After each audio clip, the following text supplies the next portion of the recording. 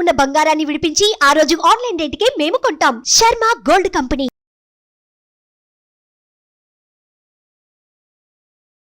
నమస్తే, welcome to Suman TV. నేను మీ యామిని. ప్రస్తుతం మనతో ఉన్నారు ప్రముఖ ఆధ్యాత్మికవేత్త, ప్రముఖ జ్యోతిష్య వాస్తు పండితుడు సుభాష్ శర్మ గారు ఉన్నారు. గురుగారితో మాట్లాడి మనకున్న సందేహాన్ని అడిగి తెలుసుకుందాం. నమస్కారం గురుగారు. శ్రీమాత్రే నమః. గురుగారు, ఇప్పుడు మనకు వచ్చే ఆషాఢ అమావాస్య గురించి అసలు ప్రత్యేకత ఏంటి, విశిష్టత ఏంటండి? ముందుగా ప్రేక్షకులందరికీ శ్రీమాత్రే నమః, శ్రీ గురుభ్యో నమః. నమో దేవ్యై మహాదేవ్యై శివాయై సతతం నమః. నమ ప్రకృత్యై భద్రాయై నిహతాం ప్రణతాస్మిత.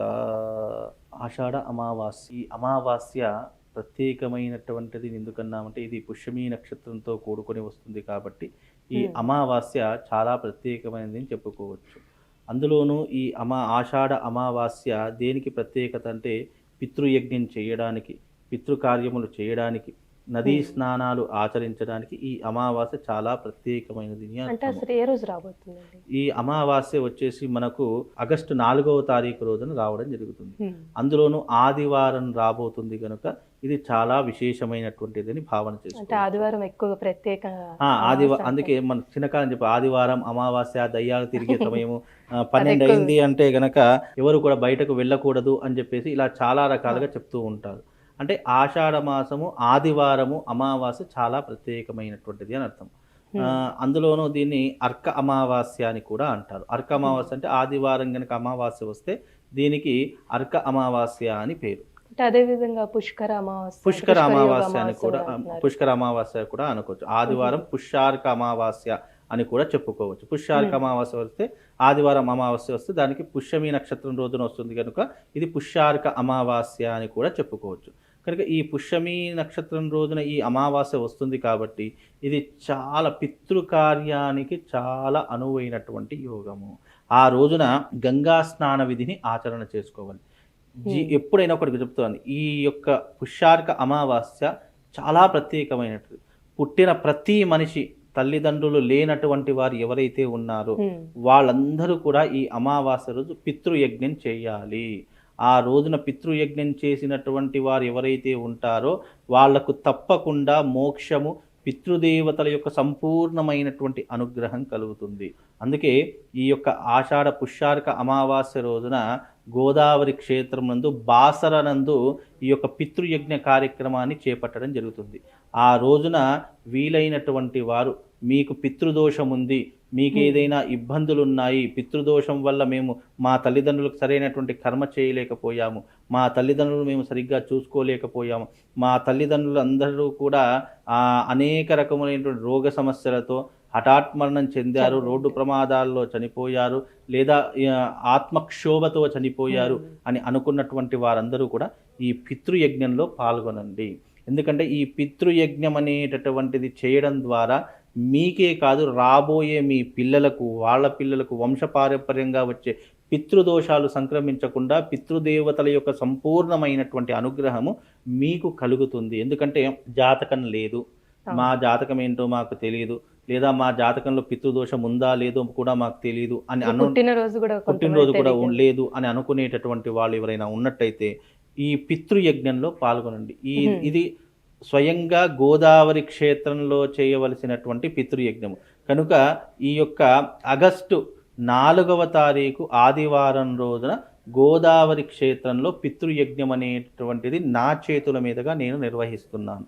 ఆ రోజున నాతో ఎవరైతే రావాలి అని అనుకుంటున్నారో, నాతో ఎవరైతే పితృయజ్ఞంలో పాల్గొనాలి అని అనుకుంటున్నారో ఆ రోజున తప్పకుండా రిజిస్ట్రేషన్ చేసుకొని మీరు స్క్రీన్ మీద నంబర్ కనిపిస్తుంది కాబట్టి కాల్ చేసి నేను కూడా మీతో వస్తాను, నేను కూడా పితృయజ్ఞంలో పాల్గొంటాను, మా తండ్రి గారికి నేను ఏం చేయలేదు, మా తల్లి గారికి నేను ఏం చేయలేదు, మా అన్నదమ్ములకు మేము ఏం చేయలేదు, ఇంట్లో గతించినటువంటి వారు ఎవరైనా ఉన్నారు, పితృదేవతలు తల్లిదండ్రులు లేరు మాకు అని అనుకునేటటువంటి వాళ్ళు, తల్లిదండ్రుల యొక్క అనుగ్రహం మాకు కావాలి, వాళ్ళతో బ్రతికి ఉన్నప్పుడు మేము వాళ్ళని సరిగ్గా చూసుకోలేదు, లేదా వాళ్ళని మేము ఆత్మక్షోభ పెట్టాము, లేదా వాళ్ళు అనుకోకుండా మృతి చెందారు, కరోనా టైంలో మృతి చెందారంటే వాళ్ళకు కనీసం చేయవలసినటువంటి కర్మ కూడా నేను చేయలేకపోయాను అని అనుకున్నటువంటి వాళ్ళు ఈ పుష్యార్క అమావాస్య రోజున, ఈ యొక్క ఆషాఢ అమావాస్య రోజు పితృదేవతలకు చాలా అనువైనటువంటి సమయం. పితృదేవతలు భూమి మీదకి వచ్చి పశుపక్షాదుల రూపంలో, గాలి రూపంలో, నీరు రూపంలో, ఎన్నో రకాలైనటువంటి వివిధ రూపాలలో మనతో ఏదైనా కర్మ చేసుకోవాలి అనేటువంటి ఒక సంకల్పంతో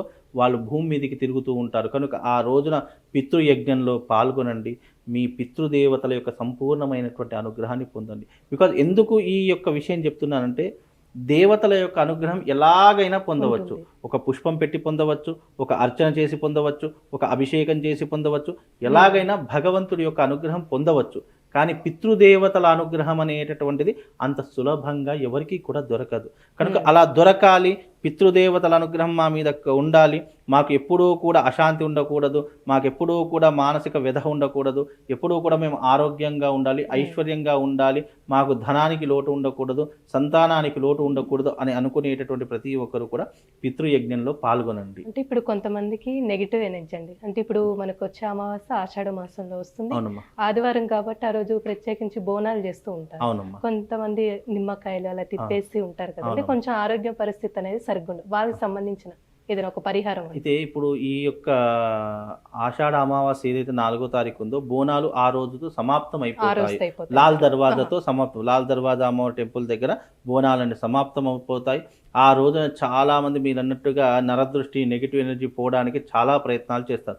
ఆ రోజున ఏం లేదండి, మీకు గనక మీ జీవితంలో నరదృష్టి ఉంది, ఇబ్బందులు ఉన్నాయి అని అంటే గనక ఆ రోజున లాల్ దర్వాజా అమ్మవారి దేవాలయానికి వెళ్ళి అక్కడ చక్కగా అమ్మవారిని దర్శనం చేసుకోండి. అక్కడ వీలైతే మీ చేత్తో ఒక 10 నిమ్మకాయలు 11 నిమ్మకాయలు తీసుకొని అమ్మవారి దగ్గర పెట్టి ఆ నిమ్మకాయలని ఇంటికి తీసుకొని వెళ్ళి మీరు దానిని ప్రసాద రూపకంగా స్వీకరించాలి. లేదంటే అక్కడ పెట్టినటువంటి నిమ్మకాయలు 1, 2 తీసుకొని ఆ నిమ్మకాయలను తీసుకొని వెళ్ళి దానిని జ్యూస్ లాగా చేసుకొని అది ప్రసాద రూపకంగా స్వీకరించండి. కొంతమంది గుమ్మానికి కూడా కట్టుకుంటారు. గుమ్మానికి కూడా కట్టుకుంటారు, నరదృష్టి తగలకుండా ఉండడానికి గుమ్మానికి కట్టుకుంటారు. కొంతమంది ప్రసాదంగా వాటిని స్వీకరిస్తుంటారు.